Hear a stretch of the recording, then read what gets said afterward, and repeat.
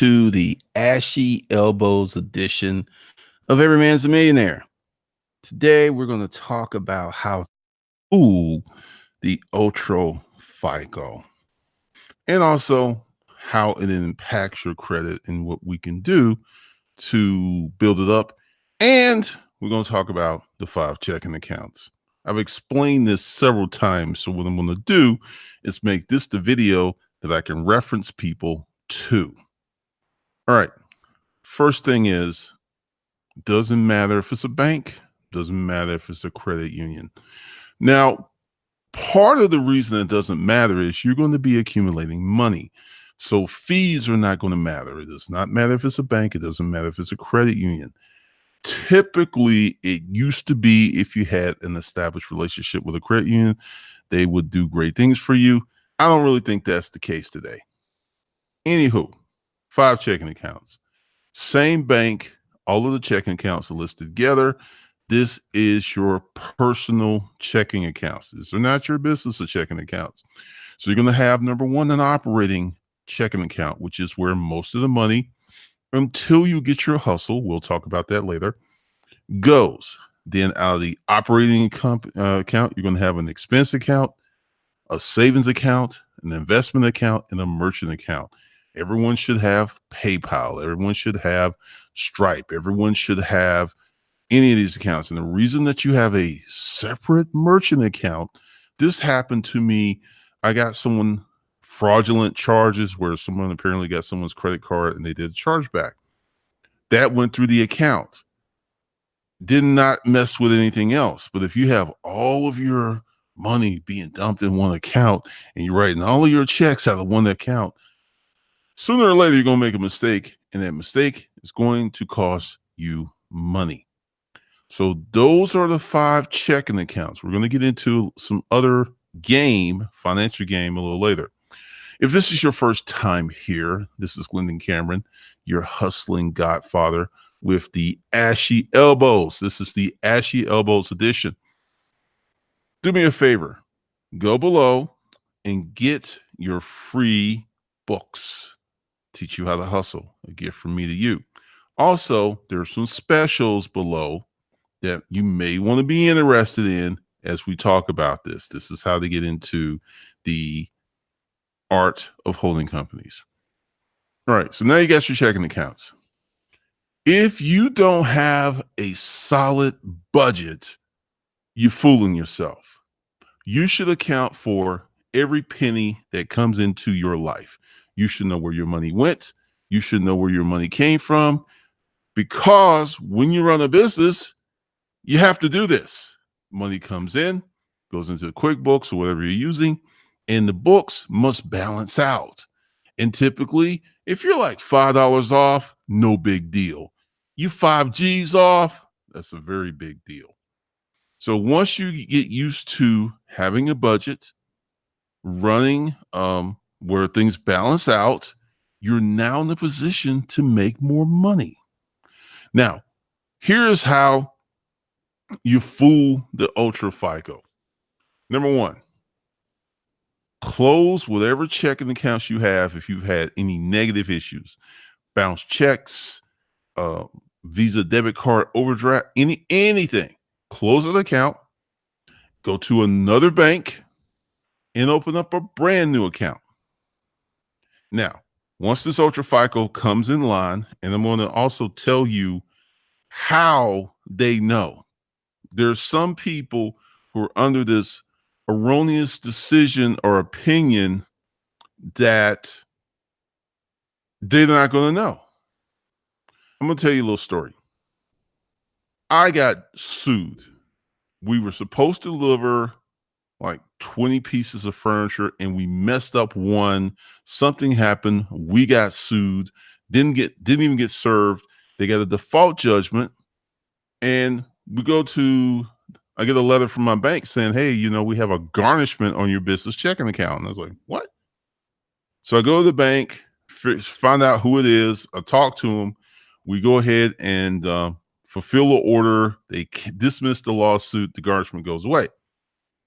Now, while I was talking to this person who happened to be an attorney, I was like, how did you find my business account? It's like there's a database of all business accounts and there's a database of all personal checking accounts. If you know how to access it, you can find anyone's checking account. This was 94. So this whole notion that they can't find your checking account unless you give it to them. And also, when you signed up for that checking account, I guarantee you, in the language of that checking account, the bank can do what they want. When you sign up for a credit card, you give them the rights to check your credit report anytime they want to. Usually do it as a soft pull, which is not a hard inquiry, so you don't get additional point reduction because of that. But you sign up for this. And there are many people who are, for some reason, like, this is misinformation, man. You're trying to scare folks. Yeah. We are in the precipice of a recession. For people who have money, who are making money, who have good credit, who are in a good standing, this is going to be your time to come up. But if you're just sitting there lukewarm Larry, barely making it, Mark, you're going to go to the other side, and the other side's not going to be good. So this is how they know. You don't have to give them information. If they have your social security number, they can find out virtually anything they want about you financially without your permission. Now, if someone goes into your credit report, but you don't even know, and then you have to write them and say, look, you didn't have permission to look at my credit report, and you got to go through this whole thing, and you actually have to sue these people. They're like, man, it's just an inquiry. It's 2 or 3 points. You actually have to push the issue. Also, thanks to our ignorant president, the Consumer Financial Protection Bureau, which is something that was enabled under Barack Obama, has been defanged. It's been defunded. Because let's say, theoretically, you have a case against your bank doing something your bank's chasing. Who are you going to report to? The Consumer Financial Protection Bureau, who can't do nothing. I'm a fundamental proponent of the only rights that you have are the rights that you can enforce. If you can enforce these rights, they're not really rights. It's just lip service.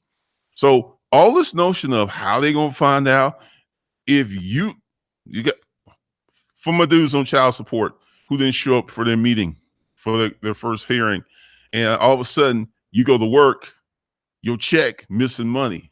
You go to the bank, your account missing money. How did they find out? They had your social security number.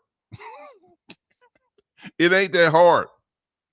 So instead of running from this thing, embrace it and prepare. Because by opening up a new checking account and closing everything in good standing, whatever fees, whatever you have associated, pay them, because that's going to be a bad mark against you. So make sure all your fees are paid, the account is closed in good standing, and you want to get a letter from the bank that your account was closed in good standing, because people get sloppy, someone hits the wrong key, then you got this mark, then you could just like, hey, here's this letter. And if they don't want to take it off, you can sue somebody. The Darth Vader voice, get over the voice. I decided to use this computer. Listen to the information. You're getting sidetracked. All right.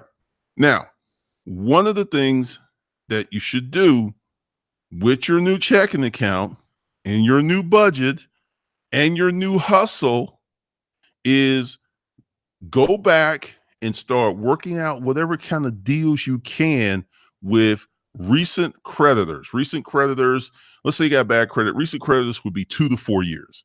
5, 6, 7 years, it really ain't hurting you point wise unless it's like a tax lien, which I think stay on your credit report 10 years. Those are deadly, because that means any asset that you get, the government can seize, so nobody wants to loan you any money. So that's one of the things you need to do. Now, something else that you need to do, and I know there's some people here on YouTube who are saying secured cards represent a bad mark. I vigorously disagree with that. There are certain secured credit cards that convert if you treat them right. So if you have bad credit, you need to get yourself a minimum of 3 to 5 new credit lines. And if your credit's really, really messed up, the only thing you're gonna be able to do is get a secured card or knock off Durogs to get yourself to a position, because there are many banks, they won't even give you a secured credit card unless you have virtually no credit or like a 620 or something. So for many of those folks who fall below those guidelines, you're just messed up. Now, the hustle part is the juice. I recently did a live stream on Facebook like just an hour ago because someone was talking about, scared money about Bitcoin. And I just went ahead and flexed. It's like, I'm already rich. I don't need Bitcoin money. I don't need to. Why am I going to go from over here where I'm making money to do something that doesn't make me money every month, that may make me money in the future? That makes no sense to me. And a lot of the people who are Bitcoin pundits are not business people.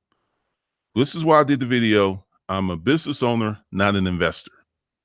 Once I stay focused on building businesses, getting new businesses, doing what I need to do for my business, then I continue to make money. Once I get sidetracked, and I had a very good business in the storage auction business. I had the idea that I wanted to open up a new furniture site. The new furniture site took money, time, and additional resources that I could have been putting back into my other business that was making money. The business did okay, but it did nothing like the storage auction business. I had to spend a lot of money to make a little bit of money.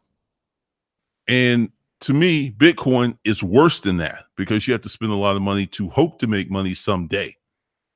Unless you're trading, which is very risky. And if you can enter and exit your position on time, and with less miners mining, I think transaction times will be going up. I don't know. I haven't checked. But this is what you have to do to get ready, because real estate across the country is going down in price. GM is laying off. 1,000+ stores closed this year, and I guarantee you we're going to have 1,000 or maybe 2,000 or even 3,000 stores closed next year. And every person that loses a job, just factor that times 5, because when this business closed down, all these auxiliary businesses that supported that business, they slow down, they lay off people as well. Which means that if you are a hustler and you got your shit together, you're going to have money when very few people will have money. And when is the best time to have money? When there's blood in the streets. Less competition. Everything's on sale. People going to be on sale. Employees, businesses going to be on sale. Buildings, supplies are going to be on. Everything's going to be on sale. But if you are broke Dick Danny or penniless Priscilla or no credit Carl, you can't participate.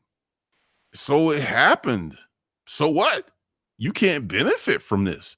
But if you open up the 5 checking accounts, you go ahead and get yourself a budget, you stick to your budget, then you bring in additional income, then all of a sudden you can start coming up.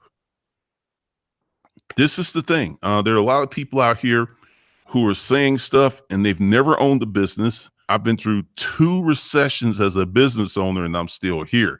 That should tell you something. There's a lot of folks who haven't been through their first one on here talking that Bitcoin yin yang because they've never had to run a business. They never had to be accountable and they've never had to have a payroll. They don't know what that looks like, but they feel that they're the captains of the universe, or they feel that they are big business when they're not even little business. They're like no business. All right. So go below, check out the deals. They don't expire until 11:59 p.m. tonight. And get your checking accounts together, get your hustle together, and begin. And have a great weekend, because I'm going to be about making some money. I'm going to be about changing the paradigm. And there you go.